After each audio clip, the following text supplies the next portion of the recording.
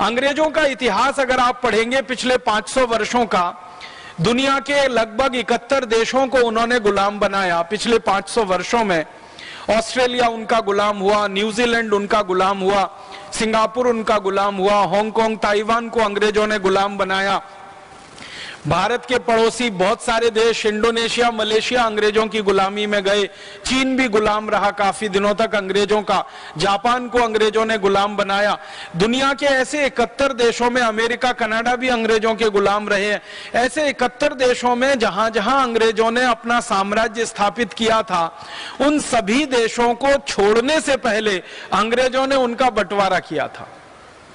Africa का इतिहास अगर आप पढ़ेंगे तो अफ्रीका में अंग्रेजों ने 450 वर्षों की गुलामी लाई थी, या 450 वर्षों तक अफ्रीका में अंग्रेजों का साम्राज्य चला था। और अफ्रीका के एक एक देश को सीधी सरल रेखा में उन्होंने बांट दिया। अगर आप थोड़ा सा विश्व के मानचित्र का अध्ययन करेंगे तो अफ्रीका का नक्शा अगर आप देखेंगे तो अफ्रीका के जो देश हैं, जैसे नाइजीरिया है, जैसे सोमालिया है, जैसे इथियोपिया है, जैसे जिम्बाब्वे है, ऐसे अफ्रीका के छोटे बड़े देशों को आप देखेंगे नक्शे में तो सभी देशों की सीमा रेखाएं एक सरल रेखा है, स्ट्रेट लाइन है। कोई देश चौकोर है, कोई तिकोना है, कोई पंचकोणीय है, कोई षटकोणीय है। इस तरह से देशों को काटा है। मैं आपको जो कहना चाहता हूं वो ये कि देश की सीमाएं कभी भी सीधी सरल रेखा नहीं होती। देश की सीमाएं टेढ़ी मेढ़ी रेखा होती हैं। भारत की सीमा को देखो, अंग्रेज तो भारत को खंड खंड तोड़ना चाहते थे। वो तो भारत देश के ऊपर भगवान की कृपा हुई कि सरदार वल्लभ भाई पटेल जैसा लौह पुरुष हमको भेज दिया उसी समय में, और उनकी दूरदृष्टि थी। उन्होंने अंग्रेजों की चाल को कामयाब नहीं होने दिया, वरना अंग्रेज तो भारत के 565 टुकड़े करना चाहते थे। और भारत को वो ऐसे ही बांटने की योजना लेके आए थे जैसे अफ्रीका को उन्होंने बांटा। तो अफ्रीका के देशों के बारे में आप ध्यान से देखेंगे, सभी देशों की सीमाएं स्ट्रेट लाइन में है, सीधी सरल रेखा है। ऐसे बांटा है अंग्रेजों ने मनमानी से, मनमर्जी से। तो अंग्रेजों की योजना थी, जैसे अफ्रीका में उन्होंने किया कि देश को छोड़ा तो बंटवारा कराया उस देश का, खंड खंड तोड़ा उस पूरे अफ्रीका के लोगों को, वैसे ही उनकी योजना भारत के लिए थी कि भारत को वो छोड़ेंगे तो एक देश नहीं रहने देंगे, उसको खंड खंड तोड़ेंगे। तो उन्होंने क्या किया, भारत में 565 रियासतें हुआ करती थी, उनके राजा हुआ करते थे, उनको भड़काना शुरू किया, उकसाना शुरू किया। और हर एक राजा को अंग्रेज ये कहा करते थे प्रत्यक्ष और परोक्ष रूप से कि आप चाहो तो भारत से अलग हो सकते हो। और ज्यादातर राजा ये कहा करते थे नहीं, हमको तो भारत में विलय होना है, भारत में मिलना है। तो फिर अंग्रेज उनको और चिढ़ाने के लिए कहते थे कि फिर आपकी मर्जी, भविष्य में आपका क्या होगा हम नहीं जानते। तो इस तरह से राजाओं को भड़का के, राजकुमारों को भड़काकर उनकी योजना थी कि वो भारत को 565 टुकड़ों में तोड़ें। लेकिन उनकी ये योजना कामयाब नहीं हो पाई, क्योंकि उनकी योजना को नाकामयाब करने के लिए सरदार वल्लभ भाई पटेल ने रात दिन एक कर दिया था और जी जान लगा दिया था। इसलिए भारत की अधिकांश रियासतें, 3 को छोड़कर, एक रियासत थी जम्मू कश्मीर, एक रियासत थी उसका नाम था जूनागढ़ जो गुजरात में है, समुद्र के किनारे है, और एक रियासत थी हैदराबाद। ये 3 रियासतों को छोड़कर 562 रियासतों ने अंग्रेजों की किसी बात को नहीं माना था और उन्होंने संकल्प लिया था कि भारत की आजादी के साथ हम भारत में ही रहेंगे, भारत में ही विलय होंगे, हमारा भारत से अलग कोई अस्तित्व नहीं है। तो अंग्रेजों की चाल कामयाब नहीं हुई, 562 रियासतों ने भारत में मिलने का फैसला किया था और वो विलय हो गए। 3 रियासतें अंग्रेजों की चाल में फंसी थी, जम्मू कश्मीर फंसा, हैदराबाद फंसा और जूनागढ़ फंसा। इन 3 रियासतों को अंग्रेजों ने भड़का रखा था कि आप भारत में मिलोगे तो कोई फायदा नहीं है, आप भारत से अलग हो जाओ, एक नया राष्ट्र बनाओ। तो जम्मू कश्मीर में यह मांग शुरू हुई थी कि हम भारत से अलग एक नया राष्ट्र बनाएंगे। इसी तरह जूनागढ़ का जो राजा था वो मुसलमान था, उसने ये कहना शुरू किया था कि हम तो पाकिस्तान में जाके मिलेंगे। और हैदराबाद का जो निजाम था वो भी ऐसी बातें करता था। वो कहता था या तो मैं स्वतंत्र हूं, नहीं तो मैं पाकिस्तान में जाऊं, भारत में तो नहीं मिलूंगा। लेकिन सरदार पटेल की होशियारी ने और सरदार पटेल की बुद्धिमत्ता ने इन तीनों राज्यों को थोड़े समय के बाद फिर से भारत में मिला लिया था। अंग्रेजों का शासन खत्म होने के बाद ये तीनों रियासतें भारत में आकर मिली। ये एक कहानी है जो अंग्रेजों की समझ, माने हमारी समझ अंग्रेजों के बारे में बनाने के लिए, जानने के लिए आवश्यकता है। दूसरी एक कहानी कि जब अंग्रेजों को यह समझ में आने लगा कि ज्यादातर भारत की रियासतें अलग नहीं हो रही हैं, वो सब भारत में ही मिलने को तैयार हैं, तब उन्होंने जिन्ना को अपनी मोहरा बनाकर, अपनी गुट्टी बनाकर खेलना शुरू किया। जिन्ना को अंग्रेजों ने एक प्यादे की तरह से इस्तेमाल किया। शतरंज का जो खेल होता है ना, उसमें कुछ प्यादे होते हैं, वैसे ही जिन्ना अंग्रेजों का प्यादा बना। और जिन्ना के पीछे अंग्रेज तब से लगे हुए थे जब मोहम्मद अली जिन्ना लंदन में वकालत पढ़ने के लिए गया था। बैरिस्टर हुआ था वो, लंदन से उसने पढ़ाई की थी, तब से अंग्रेजों ने जिन्ना को देख रखा था। और जब वो भारत लौटा तो सब तरह का सहयोग करके जिन्ना की एक पार्टी खड़ी की जिसका नाम मुस्लिम लीग पड़ा। ये मुस्लिम लीग को बनाने के लिए सारा पैसा अंग्रेजों ने दिया जिन्ना को, और ना सिर्फ पैसा दिया बल्कि अंग्रेजों ने अपने अखबारों में मुस्लिम लीग के बारे में चर्चा और बखान करवाना शुरू किया। अंग्रेजों के जो अखबार निकला करते थे इस भारत देश में, जिन्ना की पार्टी के बारे में खूब बड़ी बड़ी खबरें छपती थी। छोटा सा कोई कार्यक्रम जिन्ना की पार्टी करे तो अंग्रेजों के अखबार में मुख्य पृष्ठ पर उसका समाचार छपता था। और इस तरह से जिन्ना को हवा भरी अंग्रेजों ने, और धीरे धीरे तैयार किया कि तुम तो अलग देश मांगो पाकिस्तान, भारत में रहने की तुम्हें कोई जरूरत नहीं है। और इस तरह से जिन्ना ने पाकिस्तान की मांग करना शुरू किया। लेकिन भला हो भारत के मुसलमानों का, उन्होंने जिन्ना का समर्थन नहीं किया। फिर धीरे धीरे अंग्रेजों ने कुछ मुसलमानों को, बंगाल के कुछ मुसलमानों को और खासकर बिहार के कुछ मुसलमानों को जो जिन्ना के साथ थे, पैसे देकर, फंड देकर, रिश्वत देकर, लालच देकर, घूस देकर तैयार करवाना शुरू किया कि तुम भी पाकिस्तान मांगो। तो बंगाल में एक नेता निकल आया, उसका नाम था सोहरावर्दी, और वो जिन्ना के साथ मिलकर एक दूसरा नेता बना जिसने कहा मुझे पाकिस्तान चाहिए, हमें पाकिस्तान चाहिए, हमें संप्रदाय के आधार पर बंटवारा चाहिए। तो इस तरह से पाकिस्तान की मांग 1937 के बाद इस देश में खड़ी की गई। अंग्रेजों की पूरी ताकत उसमें लगी, पैसा लगा, उनकी शक्ति लगी, उनकी अकल लगी, उनकी बुद्धि लगी, और इस तरह से ये बात बढ़ती चली गई। बाद में क्या हुआ, 1942 में अंग्रेजों ने दूसरे विश्व युद्ध में, जब उनकी बहुत बुरी हालत हो गई, दूसरा विश्व युद्ध 1939 से शुरू हो गया था और जर्मनी ने अंग्रेजों की कमर तोड़ दी थी। उस समय जर्मनी का जो हिटलर था उसने अंग्रेजों को इतना मारा था, इतना पीटा था कि हाल खराब हो गया था इनका। बम गिराए थे इतने पूरे इंग्लैंड पर कि लाखों लोग मर गए थे, और यूरोप के और देश जो अंग्रेजों को मदद कर रहे थे वो भी पिट गए थे। तो अंग्रेजों की 1942 तक हालत बहुत खराब हो गई। तो अंग्रेजों ने परोक्ष रूप से ये कहना शुरू कर दिया कि शायद अब भारत में वो ज्यादा दिन नहीं रह पाएंगे या भारत में ज्यादा शासन नहीं कर पाएंगे। और 1945 में जब दूसरा विश्व युद्ध खत्म हो गया और अंग्रेजों की अर्थव्यवस्था पूरी तरह से ध्वस्त हो गई, तब तो अंग्रेजों ने खुलकर कहना शुरू कर दिया कि अब भारत छोड़कर वो चले जाएंगे। और 1946 में बाकायदा उसकी घोषणा हो गई और 47 में 15 अगस्त को वो चले गए। लेकिन जब 42 से अंग्रेजों का ये मन बन गया कि उनको भारत से चले जाना है, छोड़ देना है, तो उन्होंने भारत के नेताओं से बिना बताए हुए ट्रांसफर ऑफ पावर की बात करना शुरू किया। और उन नेताओं में बहुत महत्वपूर्ण उनके लिए जिन्ना था, और जिन्ना को फिर से उन्होंने यही बात समझाना कि अलग पाकिस्तान ले लो, अलग देश ले लो, तुम प्रधानमंत्री हो जाओगे, तुम ऐसे हो जाओगे, और ये सब चलना हो गया और आगे ये बढ़ता चला गया। अंत में यह हुआ, महात्मा गांधी एक बड़े नेता थे उस समय आजादी के आंदोलन के, उन्होंने एक संकल्प ले रखा था, वो ये कि भारत का बंटवारा होगा नहीं किसी भी कीमत पर। और महात्मा गांधी ने पूरे देश में ये ऐलान कर दिया था कि भारत बटेगा नहीं, भारत एक रहेगा, अखंड रहेगा। अगर भारत का बंटवारा कोई करना चाहता है तो उसको दिन में सपने देखना बंद कर देना चाहिए, मैं होने नहीं दूंगा। और एक दिन तो इतनी कठोर बात कही उन्होंने कि भारत का बंटवारा बाद में होगा, पहले मैं मरूंगा और मेरी लाश पे भारत का बंटवारा होगा।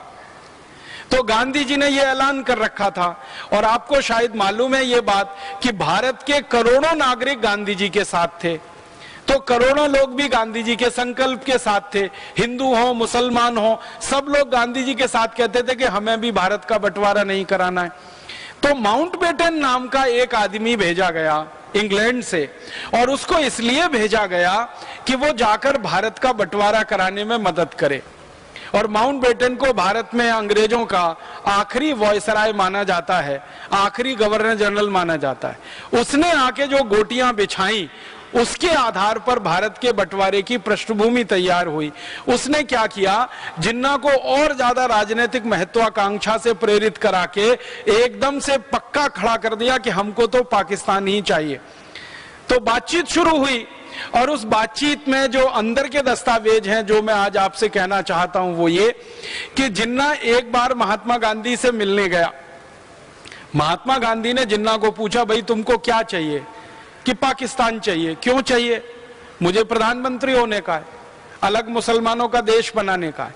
तो महात्मा गांधी ने कहा कि भारत के मुसलमान तो चाहते नहीं कि अलग पाकिस्तान बने, वो तो तुम्हारे साथ है नहीं। तो जिन्ना ने कहा कि नहीं, मेरे साथ बहुत मुसलमान है। तो गांधी जी ने कहा कि देश में एक जनमत संग्रह करा लो। तो जिन्ना उस बात से पीछे हट गया। फिर गांधी जी ने बड़े प्रेम से समझाते हुए कहा कि तुमको प्रधानमंत्री ही होना है ना, तो भारत के हो जाओ, इसमें क्या बुराई है, लेकिन देश तो एक रहे, देश तो नहीं टूटे। तो जिन्ना तुरंत तैयार हो गया, और गांधी जी को लगा कि इसकी यही कमजोरी है कि ये प्रधानमंत्री होना है इसको। अब जिन्ना ने जब ये मान लिया कि मैं प्रधानमंत्री हो जाऊं, तो उसने कहा फिर भारत नहीं बंटवारा मुझे करना, फिर भारत को नहीं तोड़ना, माने प्रधानमंत्री पद चाहिए। अब जिन्ना के सामने जो व्यक्ति थे प्रधानमंत्री पद के उम्मीदवार, वो थे पंडित जवाहरलाल नेहरू। और उन्होंने एक ऐसी कड़वी बात कह दी जिसमें सारे देश की दिशा बदल गई।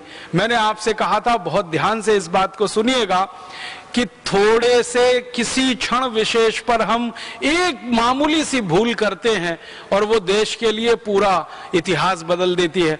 जब नेहरू जी के सामने ये बात आई कि जिन्ना प्रधानमंत्री बनने के लिए बात कर रहा है और वो देश का बंटवारा नहीं चाहता, तो गांधी जी ने संदेशा भिजवा दिया कि ठीक है, जिन्ना को प्रधानमंत्री स्वीकार कर लेने में कोई गलती नहीं है, अगर देश टूटने से बचता है तो इसको प्रधानमंत्री स्वीकार करने में कोई दिक्कत नहीं है। नेहरू जी ने एक बहुत कड़वा वाक्य कहा। परम पूजनीय स्वामी जी हम लोगों को बार बार ये कहते रहते हैं, और मैं इस बात को विशेष रूप से ध्यान से सुनता हूं, कि भाषा का प्रमाद नहीं होना चाहिए, बोली में प्रमाद नहीं होना चाहिए। और वो प्रमाद नेहरू जी की बोली में आ गया। नेहरू जी ने पब्लिक एक स्टेटमेंट कर दिया, पूरे देश की जनता के सामने उनका बयान आ गया कि मैं मोहम्मद अली जिन्ना को अपने कैबिनेट के मंत्रिमंडल के चपरासी के रूप में भी नहीं देख सकता। पंडित जवाहरलाल नेहरू ने यह कह दिया कि मैं मोहम्मद अली जिन्ना को अपने मंत्रिमंडल के चपरासी के रूप में भी नहीं देख सकता। माने सीधी सी बात है कि मैं उनको अपने मंत्रिमंडल का चपरासी नहीं बना सकता, प्रधानमंत्री बनाना तो बहुत दूर की बात है। और ये बात जिन्ना के दिल में तीर की तरह से चुभ गई, और जिन्ना ने फिर कहा कि अब तो मैं पाकिस्तान बना के ही रहूंगा, चाहे जो हो जाए। और यही अंग्रेज चाहते थे। अंग्रेजों ने फिर उस मौके को लपक लिया और जिन्ना को थोड़ी और हवा दी और थोड़ा भड़का दिया, और फिर उसने मारकाट शुरू करा दी। एक डायरेक्ट एक्शन प्लान शुरू हुआ था बंगाल में, और जिन्ना के मुस्लिम लीग पार्टी के जो सदस्य हुआ करते थे, उन्होंने तलवारें निकालकर हिंदुओं का कत्लेआम शुरू कर दिया था बंगाल में। और इस बयान के बाद सारी स्थिति और परिस्थिति बदल गई।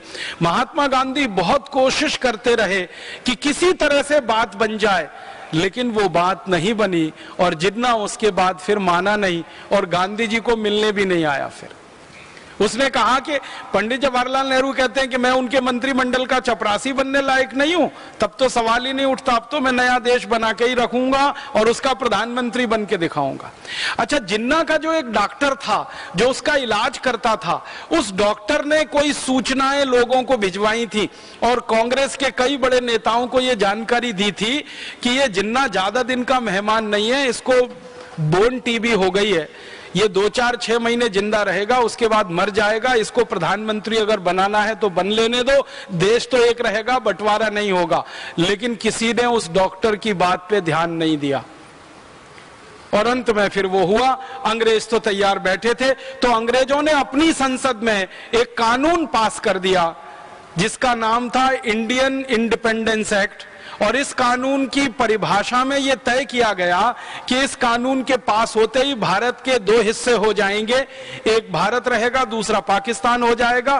पाकिस्तान कहां कहां हो जाएगा उसकी सीमा तय कर दी अंग्रेजों ने, और भारत कहां कहां रहेगा उसकी सीमा तय कर दी अंग्रेजों ने, और इस तरह से यह बंटवारा हो गया। और आपको इतिहास की एक सच्चाई बताना चाहता हूं जो दर्द देती है दिल में, वो ये कि पाकिस्तान मिलने के थोड़े महीने के बाद ही जिन्ना मर गया,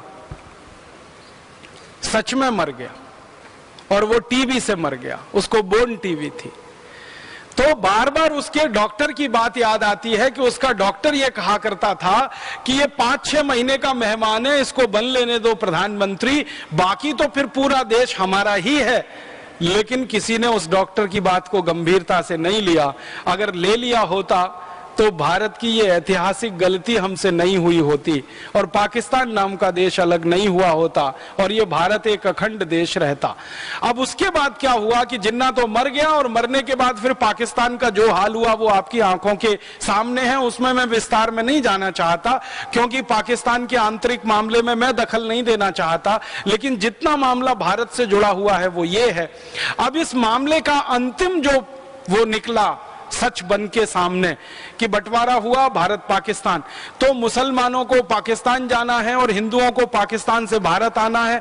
बहुत सारे मुसलमानों ने पाकिस्तान जाने से मना कर दिया और बहुत सारे हिंदुओं ने पाकिस्तान से भारत में आने को मना कर दिया। तो फिर मारकाट शुरू हुई और सारी दुनिया का इतिहास इस बात का गवाह है कि एक देश के 2 टुकड़े हुए तो इतने लाख लोगों की मारकाट कभी किसी देश में नहीं हुई जो भारत में हुई। भारत और पाकिस्तान के बनने पर लाखों लोगों का कत्लेआम हुआ है, उसके सही आंकड़े नहीं मिलते।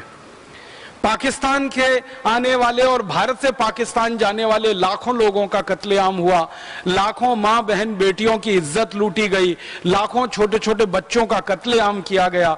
उस जमाने के दस्तावेज को पढ़ते हैं तो आंखों में आंसू आते हैं। भर भर के गाड़ियों में, ट्रेनों में, बसों में, बैलगाड़ी में, घोड़ा गाड़ी में, खच्चर में लोग ढेर के ढेर इधर से उधर, उधर से इधर जाते थे। किसी को अपना घर छोड़ना पड़े, संपत्ति छोड़नी पड़े, अपनी सभ्यता अपनी संस्कृति छोड़नी पड़े और उजड़कर दूसरी जगह जाकर रहना पड़े, इसका दर्द वही बता सकता है जिसका उजाड़ हुआ है घर। और भारत में ऐसे लाखों परिवार हैं, शायद मैं कहूं तो अब कुछ करोड़ परिवार ऐसे होंगे जो उजड़कर पाकिस्तान से भारत में आए और सब कुछ उन्होंने वहां छोड़ा था, कुछ नहीं ला पाए और यहां लाकर शून्य से उन्होंने अपना जीवन शुरू किया और आज भगवान की कृपा से वो शिखर तक भी पहुंचे। प्रणाम है उनकी मेहनत को, वंदन है उनकी मेहनत को कि पाकिस्तान से उजड़कर आए, कुछ हाथ में नहीं था, अकेले आए।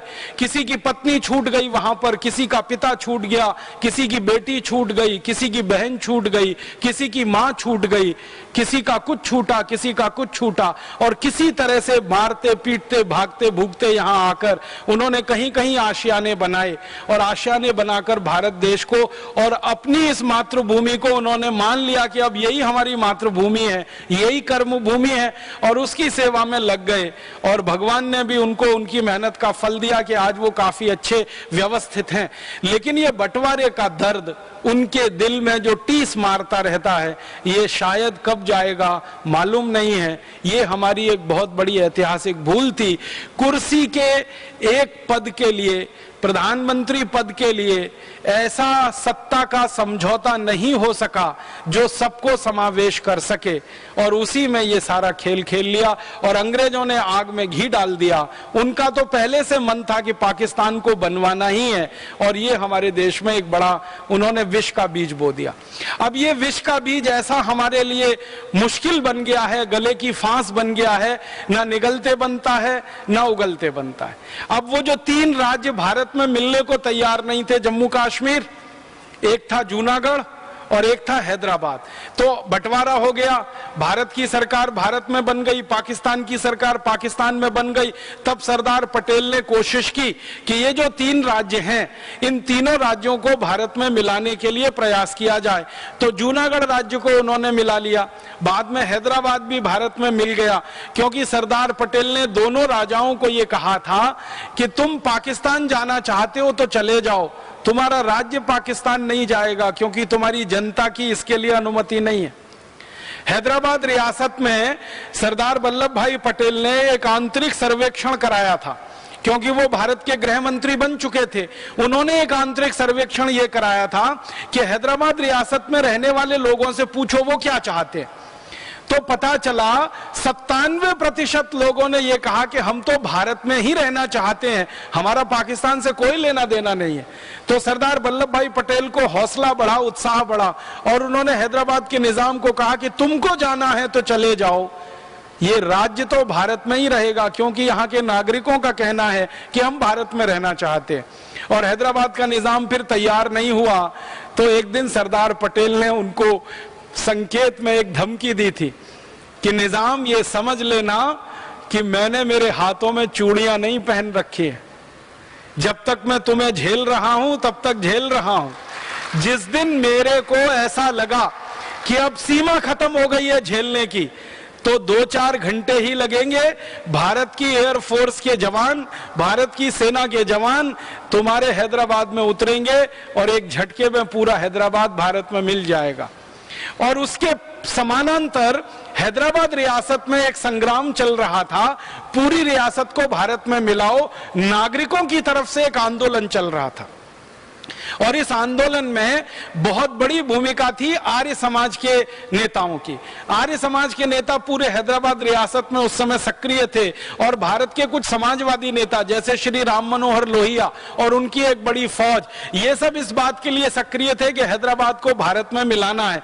तो हैदराबाद रियासत के गांव-गांव में ये नेता घूम घूम कर प्रचार कर रहे थे और जनता को समझा रहे थे कि आपको पाकिस्तान नहीं जाना है, भारत में रहना है। तो उसका फल मिला था, उस प्रचार का बहुत बड़ा फल मिला था। जनता ने यह फैसला कर लिया था कि हम तो भारत में ही रहेंगे।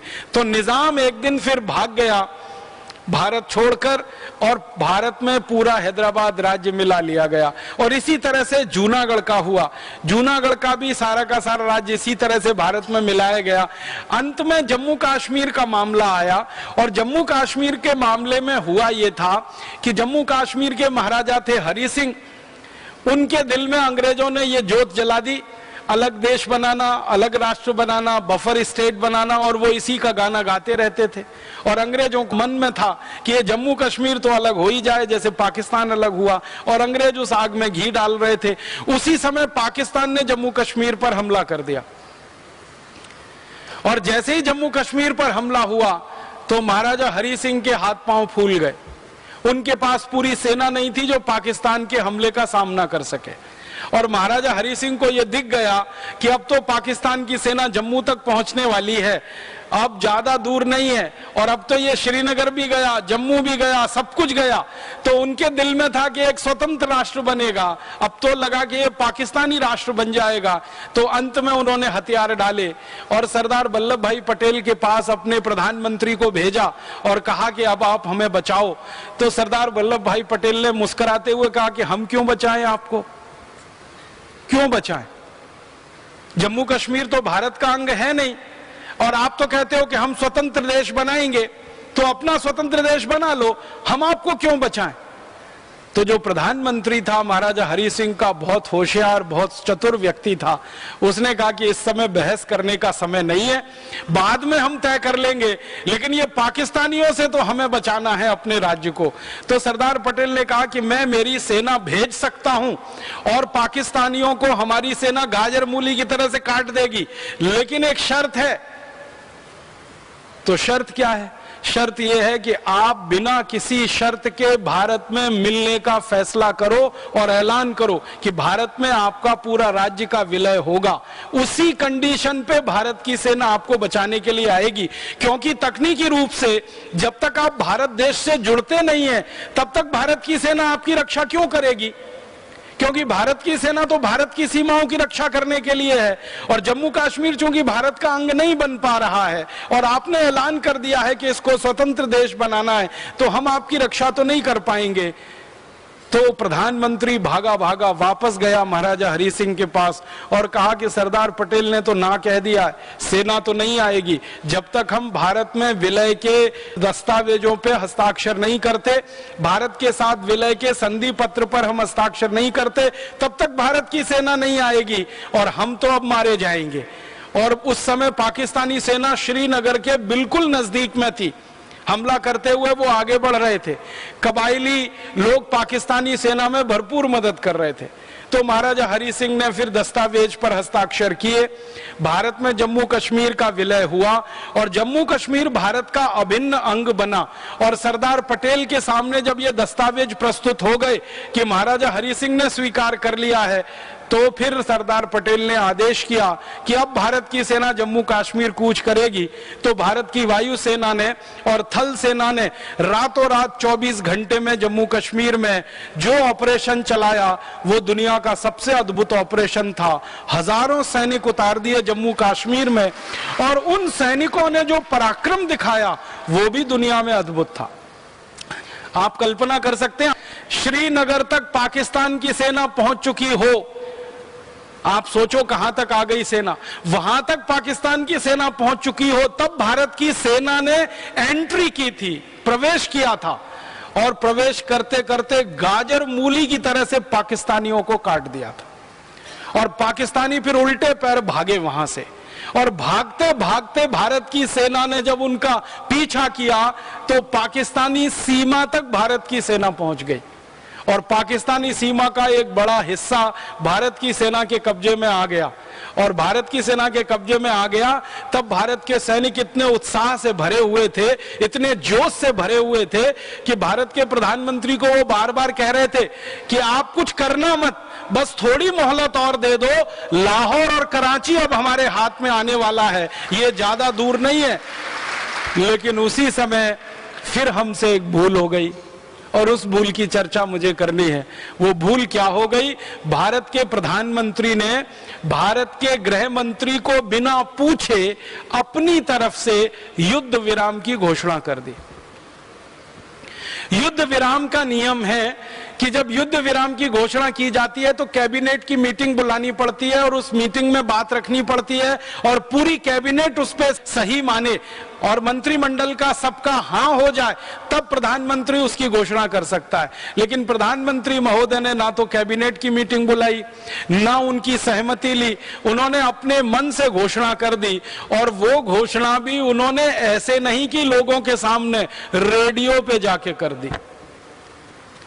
दिल्ली का ऑल इंडिया रेडियो स्टेशन है, वहां गए और जाकर घोषणा कर दी और अपनी तरफ से दुनिया भर को यह कह दिया कि हम संयुक्त राष्ट्र संघ की मध्यस्थता में इस जम्मू कश्मीर के मामले को हल करेंगे। माने संयुक्त राष्ट्र महासंघ आए और हमारे और पाकिस्तान के बीच में चौधरी बनकर बैठे और इसका फैसला वो ये करे कि जम्मू कश्मीर भारत में रहेगा कि पाकिस्तान में रहेगा। जब पहले से ही जम्मू कश्मीर के महाराजा ने ये बोल दिया था, हस्ताक्षर कर दिए थे, दस्तावेज उसके मौजूद हैं कि वो तो भारत में विलय कर चुके हैं, तो भारत के प्रधानमंत्री को यह कहने का कोई बात नहीं बनती कि भारत के और पाकिस्तान के बीच में जम्मू कश्मीर को हम एक डिस्प्यूटेड एरिया मानते हैं, विवादित क्षेत्र मानते हैं और इसका फैसला संयुक्त राष्ट्र महासंघ में होगा। बस वहीं से ये एक छोटा सा बयान हमारे गले की फांस बन गया और हड्डी बन गया। अब पाकिस्तान बार बार इसी को कहता रहता है कि भारत ने तो बोला है जम्मू कश्मीर डिस्प्यूटेड एरिया है, विवादित क्षेत्र है, और भारत ने तो बोला है कि इसका फैसला संयुक्त राष्ट्र महासभा के द्वारा होगा, तो संयुक्त राष्ट्र महासभा के लोग आए, जम्मू कश्मीर में रहें, भारत की सेना वहां से हटाई जाए, पाकिस्तान की सेना भी वहां ना रहे, और जम्मू कश्मीर में एक जनमत संग्रह कराया जाए, और वो जनमत संग्रह के आधार पर जो तय हो उससे तय किया जाए कि जम्मू कश्मीर भारत में रहेगा कि पाकिस्तान में रहेगा। अब तकनीकी बात जो मैं कह रहा हूं कि वो पहले विलय हो चुका था जम्मू कश्मीर का, तो ये प्रश्न ही नहीं उठना चाहिए था, लेकिन वो एक बड़ी भूल हो गई, और उसी भूल ने जम्मू कश्मीर को विवादित क्षेत्र अंतरराष्ट्रीय दुनिया में बना रखा है। भले हमारे लिए जम्मू कश्मीर भारत का अंग है, लेकिन संयुक्त राष्ट्र महासभा के लिए जम्मू कश्मीर एक विवादित क्षेत्र है, और विवादित क्षेत्र में चौधरियों को घुसने का, दखल करने का अधिकार है, तो जम्मू कश्मीर के मामले में संयुक्त राष्ट्र को भी दखल करने का अधिकार है। और वहीं से ये सारा मामला खिचड़ी बन गया, खटाई में पड़ गया।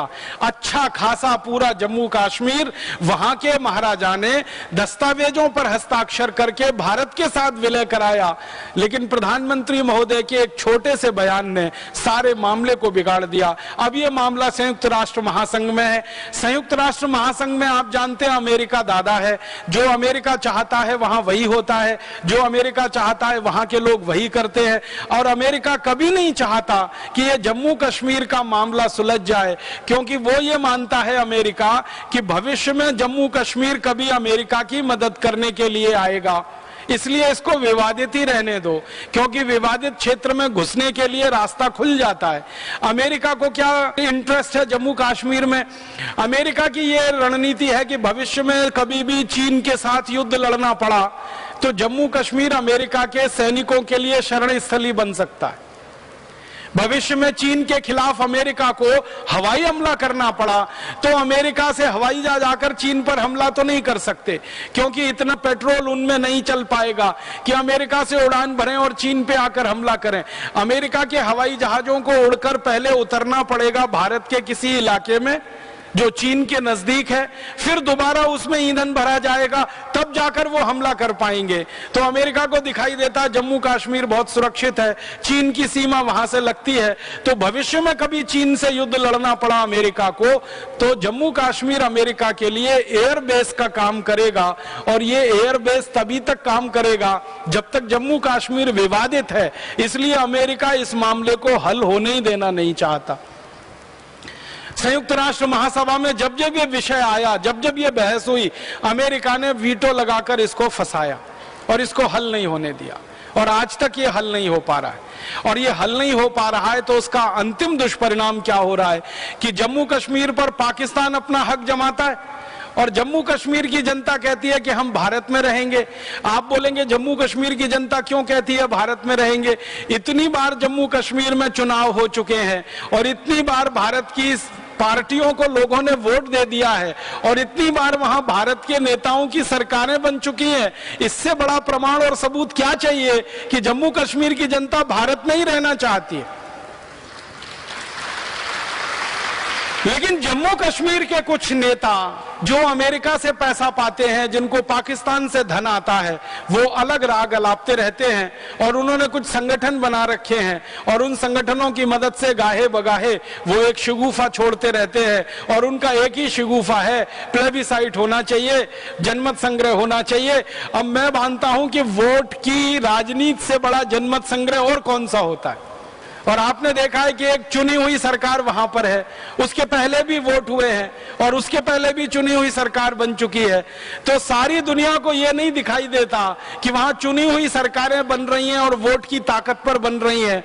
उनको तो वो जनमत संग्रह वाली बात, प्लेबिसाइट वाली बात दिखाई देती है, जो गलती से पंडित जवाहरलाल नेहरू के मुंह से निकल गई और हमारे लिए फास्क बन गई, गले की हड्डी बन गई। अब इसी को आधार लेके आतंकवाद चल गया है, इसी को आधार लेकर आतंकवादी गतिविधि चल रही है और उन आतंकवादी गतिविधियों से एक इलाका है जो पूरी तरह से प्रभावित है और वो इतनी बुरी तरह से प्रभावित है कि वहां रहने वाले मूल निवासियों को अपने घर छोड़कर, द्वार छोड़कर, संपत्ति छोड़कर भागकर कहीं दूसरी जगह शरणार्थी के रूप में रहना पड़ रहा है। ये भारत में ही हो रहा है। दुनिया के शायद किसी दूसरे देश में इसका उदाहरण नहीं मिलेगा। अपने ही देश के मालिक, अपने ही देश के राजा, अपनी ही संपत्ति और सभ्यता के मालिक अपनी सब संपत्ति, सभ्यता, संस्कृति को छोड़कर कहीं शरणार्थी की तरह से जीवन बिता रहे हैं। मैं तो जम्मू में गया हूं, दिल्ली में गया हूं, मैंने वो इलाका देखा है जहां जम्मू कश्मीर से निष्कासित पंडित, जम्मू कश्मीर के पंडित बहुत दर्द भरी जिंदगी बिता रहे हैं। उनकी पीढ़ियां गुमनामी में खो रही हैं, उनकी सभ्यता, उनकी संस्कृति गुमनामी में खो रही है। ये सबसे बड़ा दर्द हमारे देश को मिला आजादी के पिछले 63 वर्षों में। छोटी छोटी कुछ भूलों ने इतना बड़ा हमको सजा दे दिया है। इसलिए आपको क्या करना है, आपको क्या सीखना है? मेरा आपसे विनम्र निवेदन है, जो इस पूरी दुर्घटना से हमें सीखना है वो ये कि कभी भी हम प्रमाद ना करें और ऐसी भाषा और ऐसी बोली का इस्तेमाल कभी ना कर दे कि भविष्य में हमारा एक छोटा सा वाक्य भारत स्वाभिमान के पूरे काम के लिए मुश्किल बन जाए। इस पूरी दुर्घटना से जो सीख लेने की जरूरत है। और दूसरा, उन्माद में आकर, आवेश में आकर, जोश में आकर, होश को खोकर कुछ ऐसा न कर बैठे जो भविष्य के भारत के लिए खतरा बन जाए। इस भूल से हमें यही जानना और सीखना है।